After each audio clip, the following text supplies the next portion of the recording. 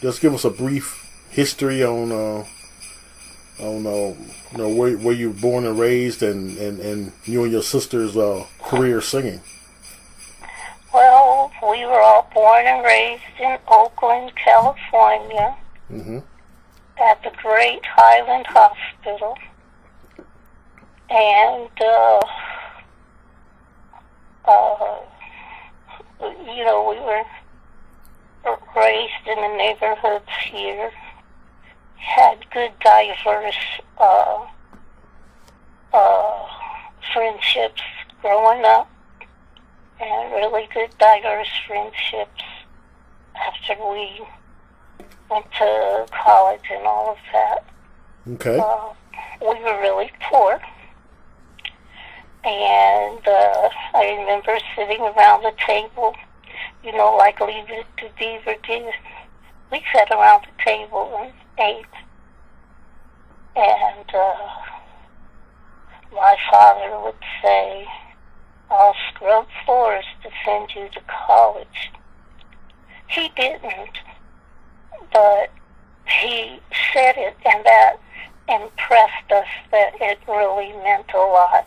And my mother chimed in, "I'll do whatever I can to help you get."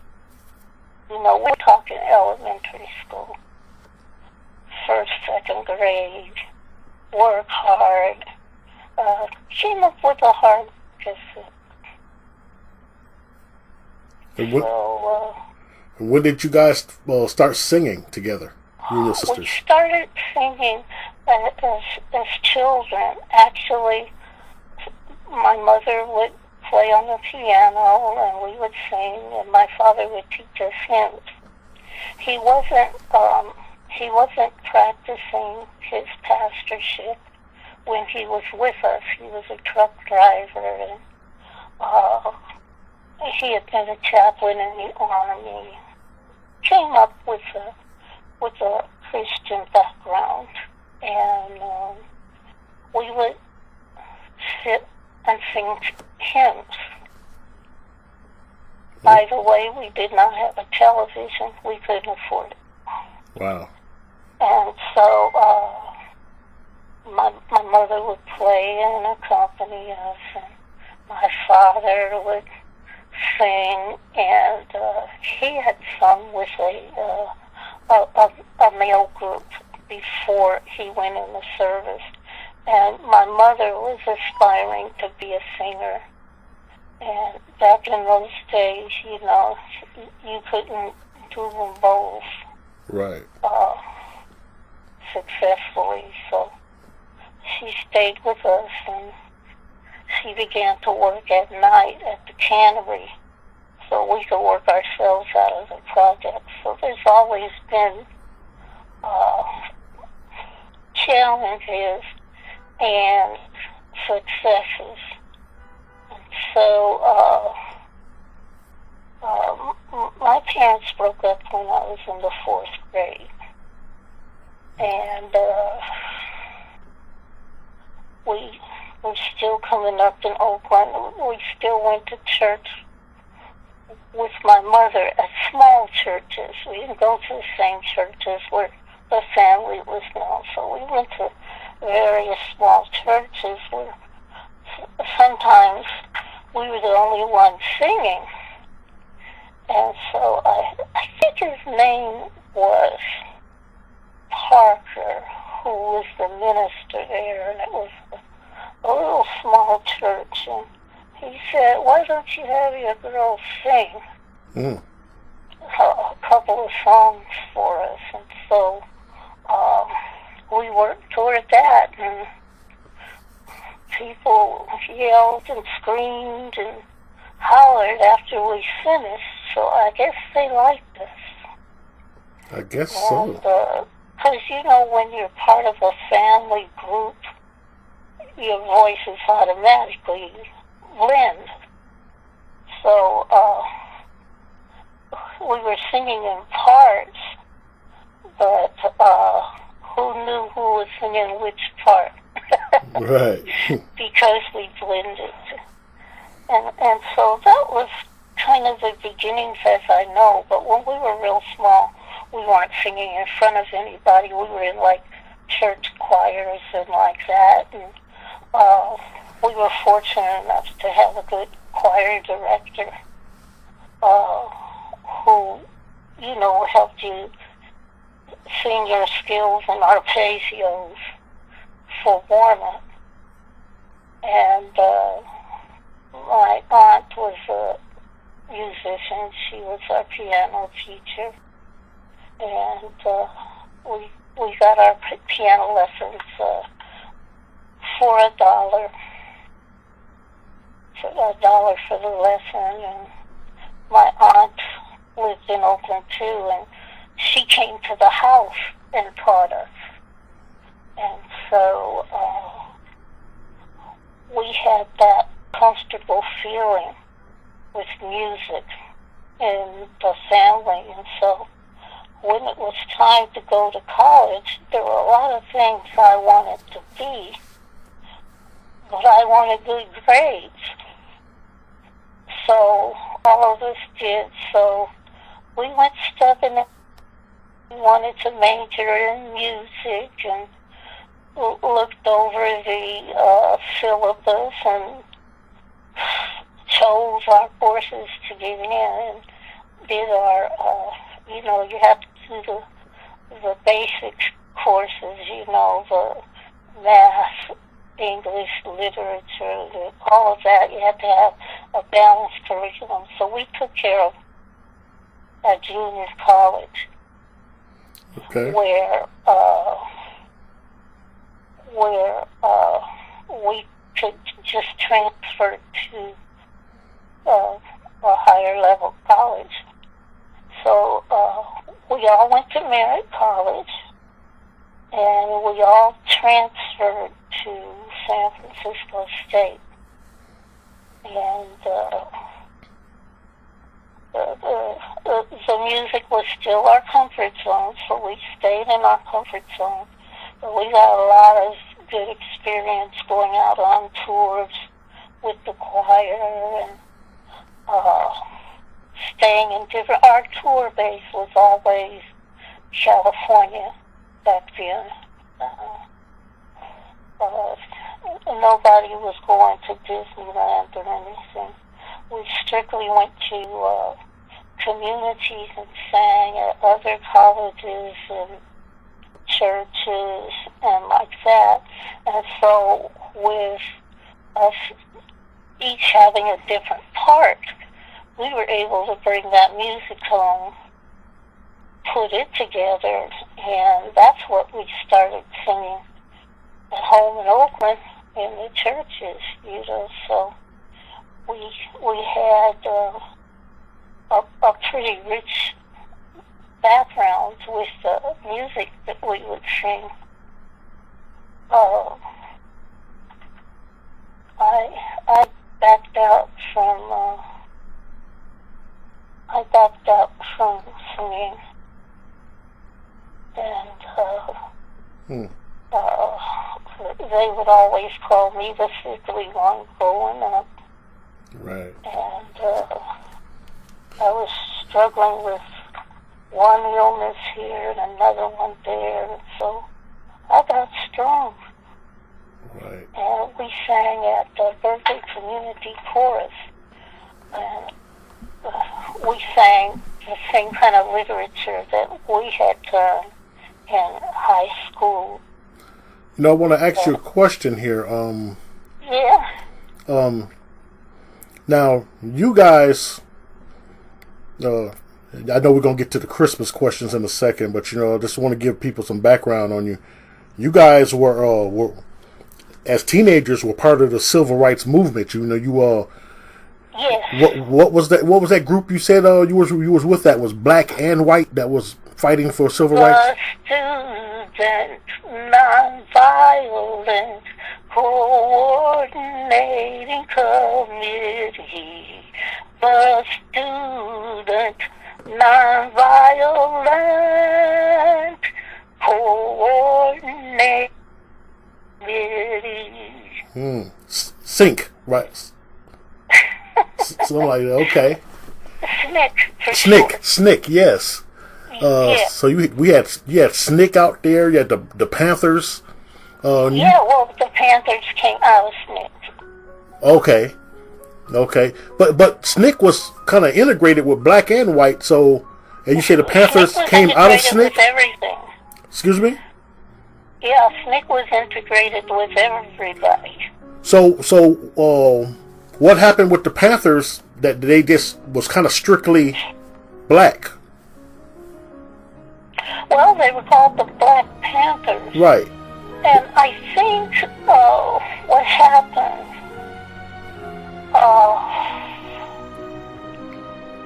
people were offended. I'm trying to think of the name. One of the leaders said that they never met a white person that they could trust.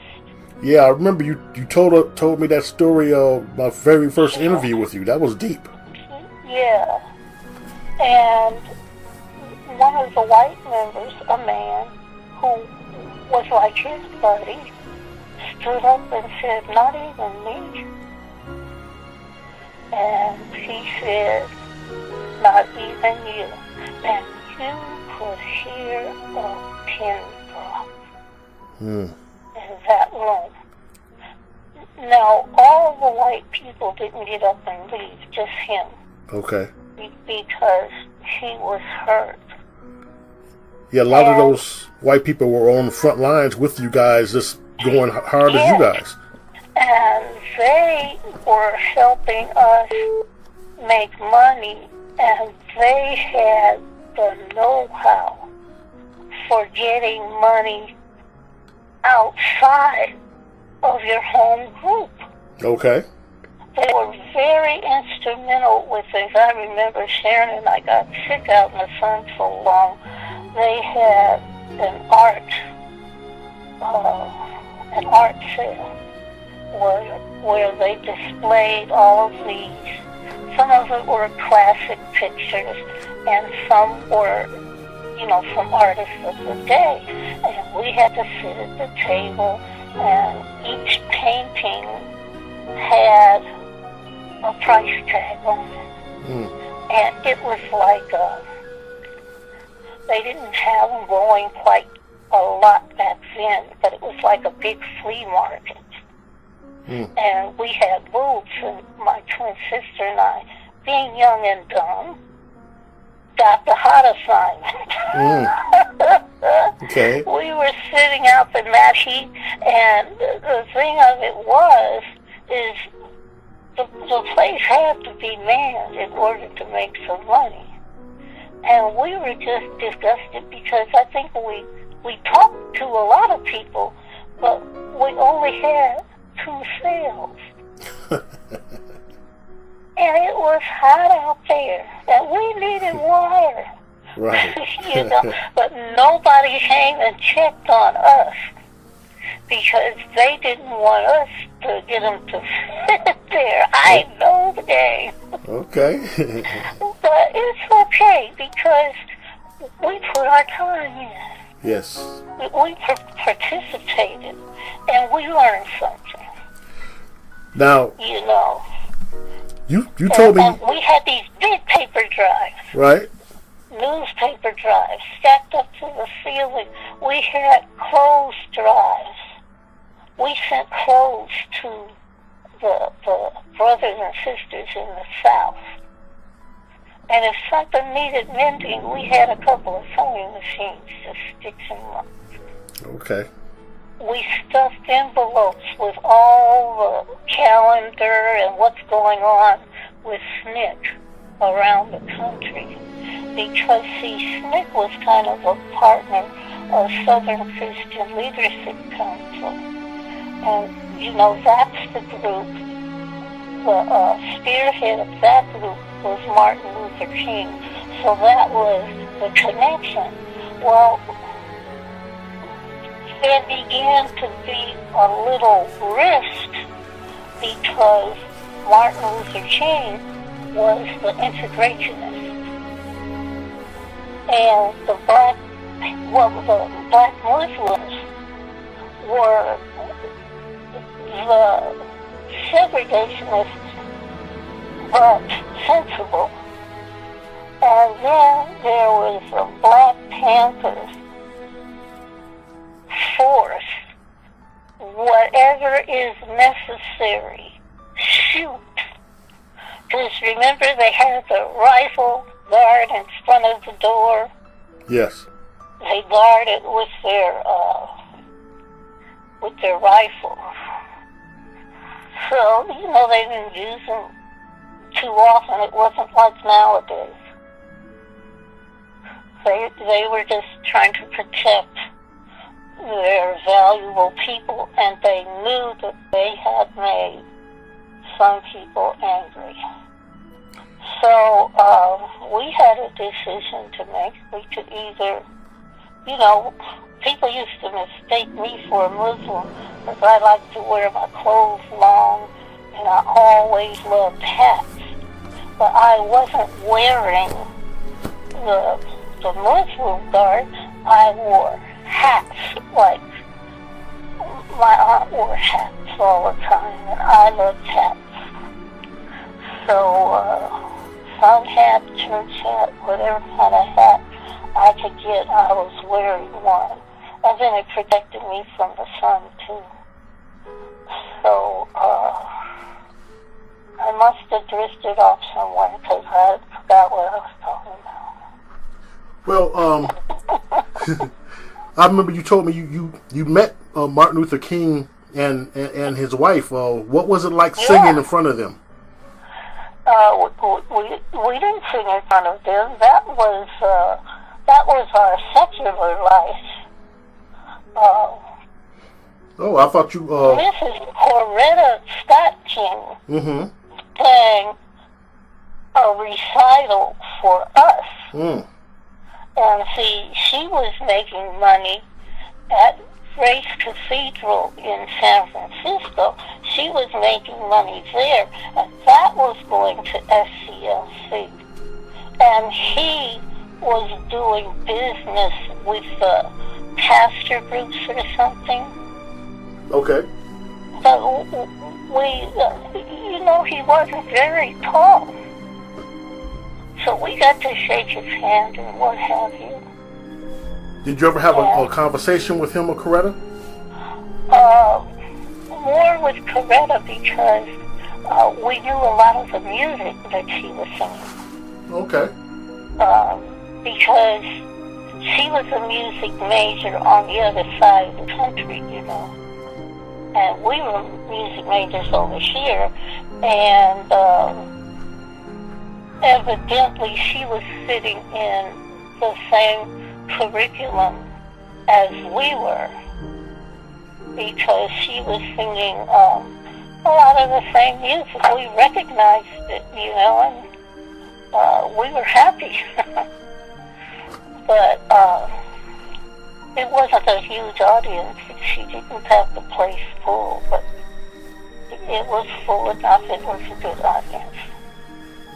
And, we shook her hand, too. I just wanted to ask you, before we get to the Christmas questions, you said you was in 4th grade when your parents split up. What is that like for a child to see the parents split, or one parent walk out the door, not to come back? That's what we saw, too. I believe I cried. Oh. I was at school crying. I was at home crying. I was hurt, and I had run behind my father and said, "Please don't go, please don't go." Wow. And my mother said,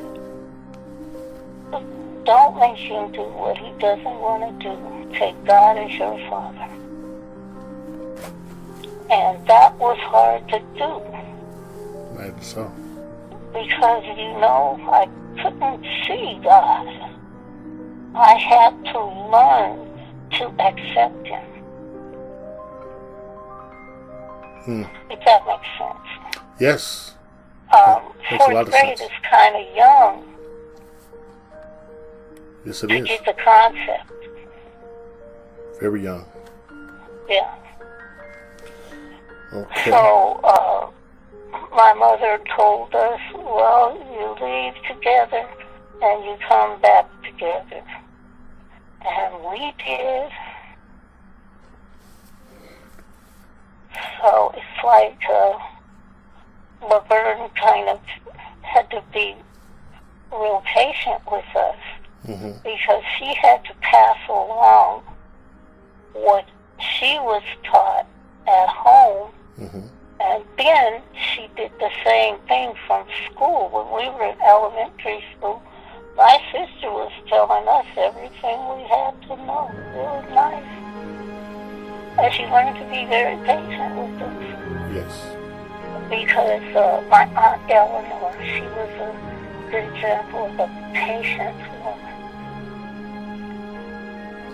Yeah, that was hard. I cried and cried and cried.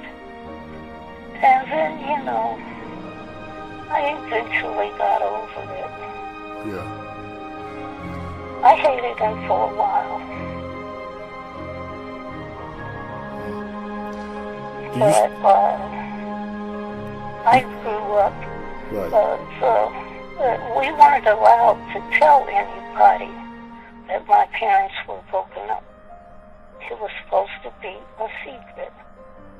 So that way we kind of weren't talking to my cousins because we might steal it. And we just weren't talking. I think Eleanor and Johnny knew. That's my aunt and uncle.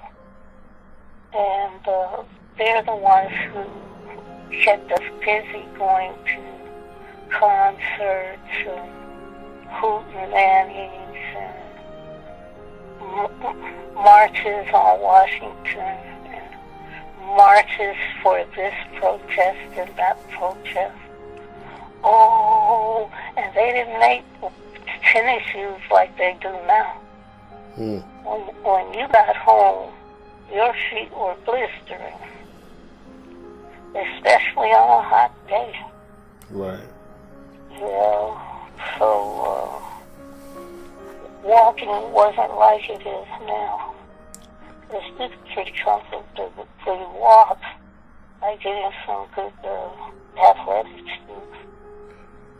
Are you still teaching music? No, I've had surgery on my neck. And I've been basically recuperating from that because I had to be kind of still because they were afraid that my discs were going to rub together. Oh, okay. And I would have been paralyzed from the neck down if I didn't have the surgery. So I decided to go on and have the surgery and be still. And that's been basically this year. Okay. I haven't gotten to do very much outside the house. So I've got my plans made for next year. You know, I'm going to start my going back to my Bible study. And I'm going to put some little cards around the neighborhood and advertise to get piano lessons. Okay. And if they come to me here at home, I'll give a cheaper price. What does Christmas mean to you? Well, it's not the commercialism. Because when I was coming up, it wasn't this commercialized. But to me, it's a time to give honor to God. And it's a time to set aside just for that. To look at Jesus grow up just like me and you, and be poor and stay poor monetarily, and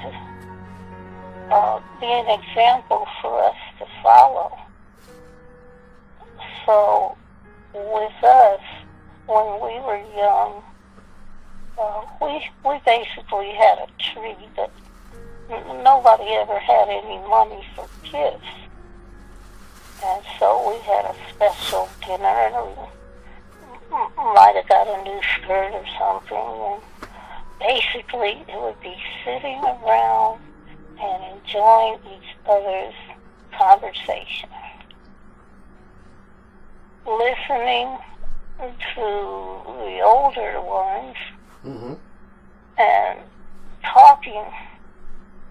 You know, we always got a little chance to have our conversation too.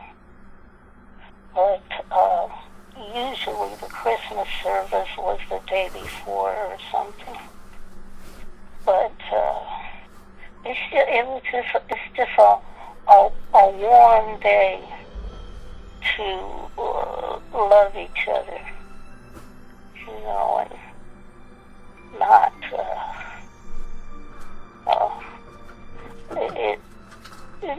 Nowadays, it seems like you do a lot of giving. Now, when I was teaching, what I would really enjoy doing is getting a special treat before we went out on our break. And I would enjoy the light in the kids' eye when they got their treat, you know, a big lollipop or whatever, and went out the door to go home. Mm-hmm. Thank you, Miss Sarah. Thank you. You know, so Right. They would all be so happy. But when I was a child, it was basically you exchange cards and sit around the table, have conversation. They were loving and warm. Now, my favorite Christmas was after I was grown. Okay. And had my own child. And this one year, I bought a present or two every month of the year, starting January. I wanted to make sure that my daughter had a Christmas like I never had. And so I had started out with, she had asked for a sandbox. You know, a lot of stuff she got that she forgot that she asked for. So we started out with this, they still have a big frog, and you're supposed to fill it up with sand. And somewhere I lost the sand. So I filled everything up with her wrapped gifts, and some of them, I think I even had two of a couple of the gifts because I had forgotten I got them, you know, and I would be stowing them away in the closet. And so by the time Christmas was there, I said, wow, I didn't realize I got all this. So she had enough presents to open one present every hour. Wow. And that was just Mama doing it. The presents from outsiders didn't count into the one every hour. Pretty nice. So she was opening presents for 2 days, I believe. Wow. Yeah, something. What's your favorite holiday drink? I know mine is eggnog. I wish they sold it year-round. Oh, yeah. Well, you know, when I was younger, I used to enjoy eggnog, too. Okay. And I used to water it down with some milk because it would be really rich.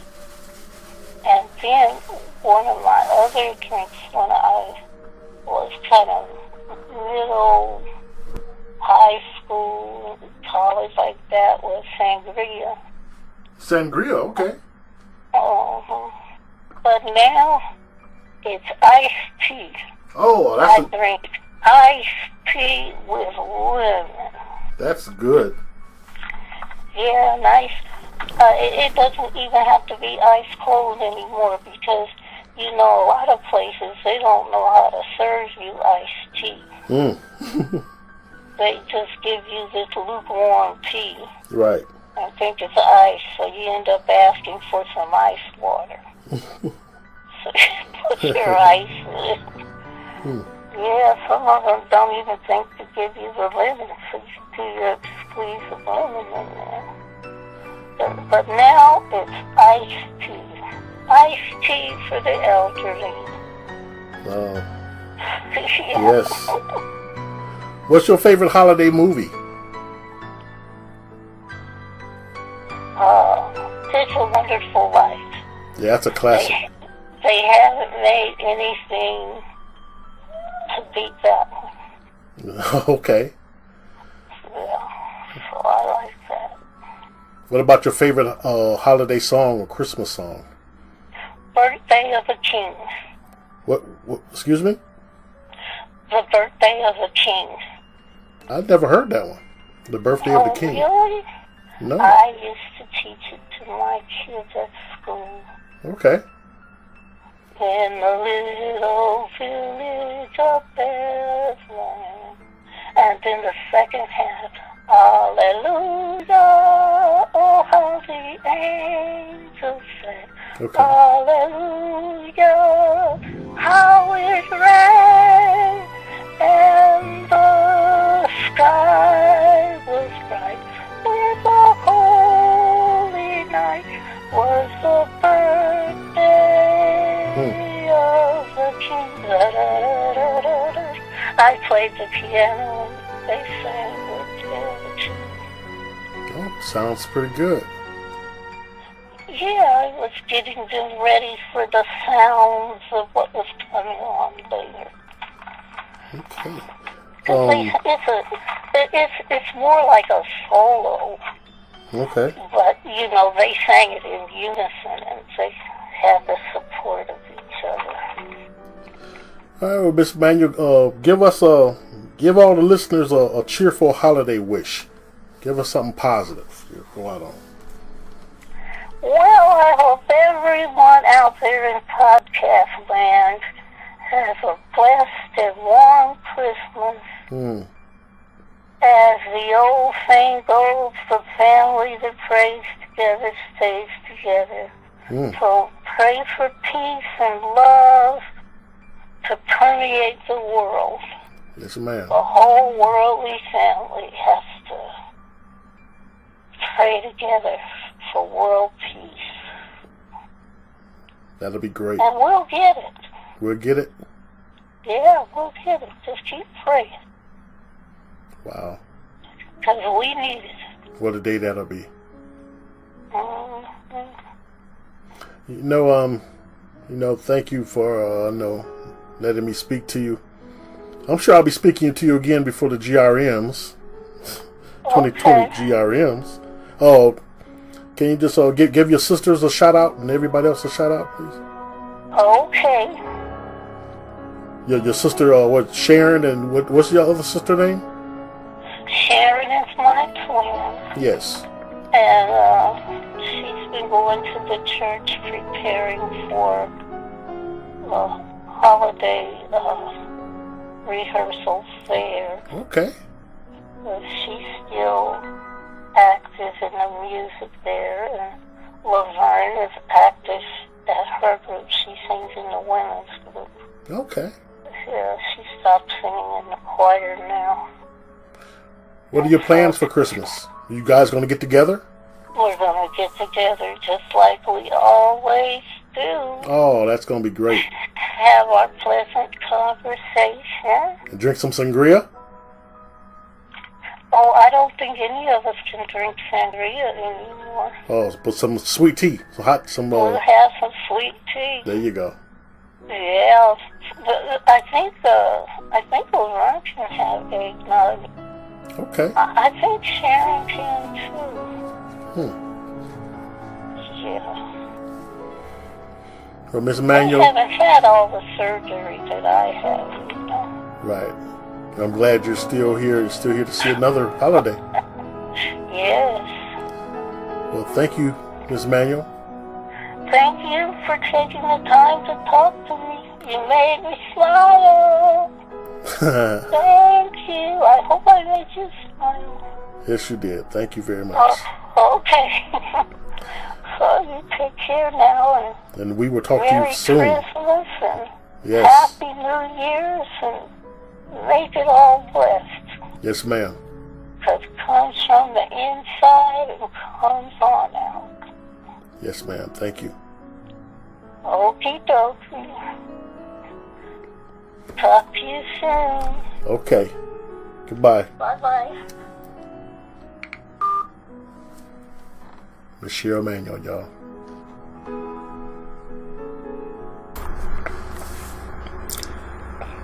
What an amazing interview from an amazing woman.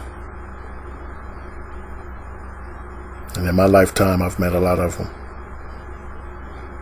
And for that, I'm blessed to be able to hear the wisdom and the great stories, and to talk to the people who paved the way that we're going now.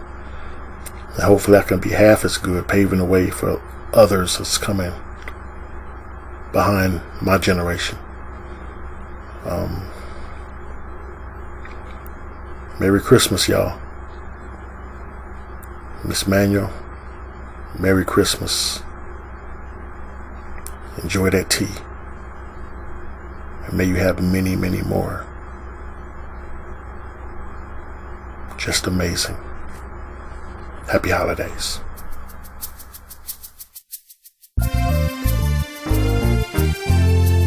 Merry Christmas, everyone. Hang all the mistletoe. I'm gonna get to know you better this Christmas. And as we trim the tree, how much fun it's gonna be together.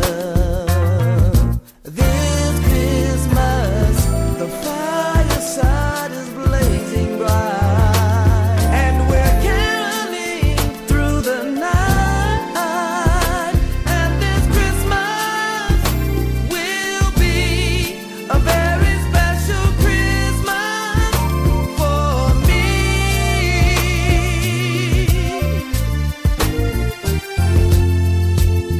Merry Christmas. Presents and cards are here. My world is filled with cheer and you. This Christmas, and as I look around, your eyes outshine the town. They do. Oh yeah, the fireside is blazing bright,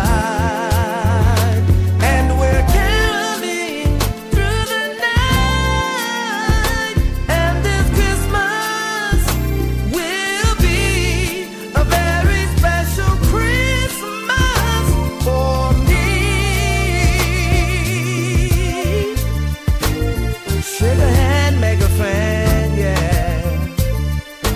Oh, Merry Christmas. It's Christmas time, my favorite time of year, when family and friends get together for good cheer, the fireplace, good food, and just enjoy the atmosphere. Ooh, the fireside is blazing bright, and we're caroling through the night. And this Christmas will be a very special Christmas for me. Yes, it will. Yes, it will. Merry Christmas.